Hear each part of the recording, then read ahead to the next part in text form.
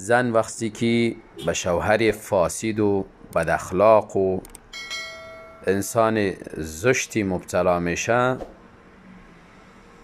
این زن اولا بری شوهر خود دعا بکنه الله ای را اصلاح بسازد، اخلاق فاسدی از این را درست بکند.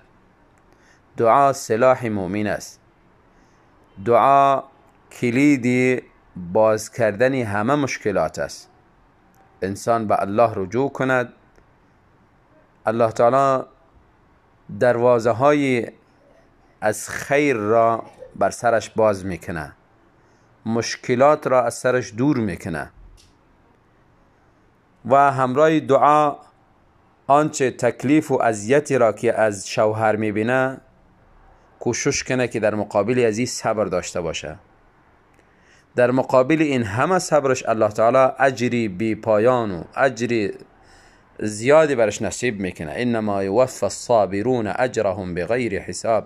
یقینا الله تعالی پوره میدهد صابرین را بدون حساب و کتاب، اجری بی پایان و اجر زیادی برشان میدهد بدون حساب.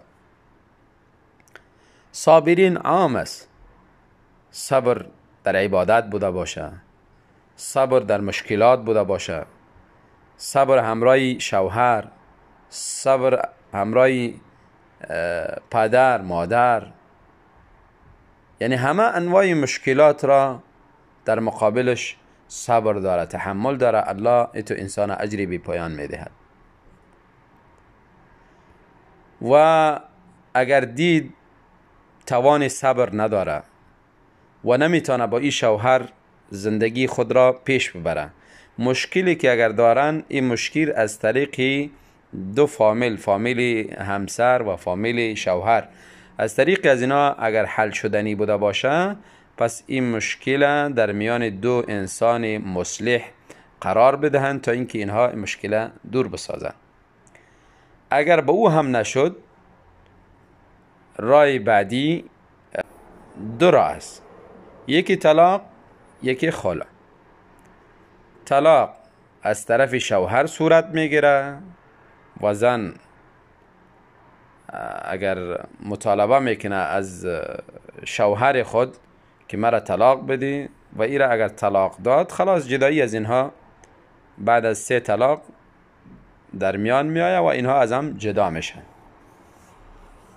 اگر شوهر قبول نکنه، با می اخلاق درشت خود قرار داره و طلاق هم نمیده و در میان اصلاح هم نمیاره، پس در این صورت راه حل برای خواهر محترمه خلع است که مبلغی را در میان قرار میدهند و شوهر قناعت میده، مبلغی را برات میپردازم دیگه مرا بگذار. وقتی که اتفاق کردن و خلع صورت گرفت، خلاص زندگی از اینها از هم جدا میشه، اینها از هم فاصله میگیرن. و این آخری راه است که اگر زن و شوهری با هم نمیتوانند زندگی را پیش ببرن، راه آخری یا طلاق است یا خلع است. البته طلاق به دستی مرد است و خلع از طرفی زن پیشکش میشه و مبلغ را زن میده و در مقابل مبلغ خود را از این ختم میکنه زندگی را بعد از اتفاق.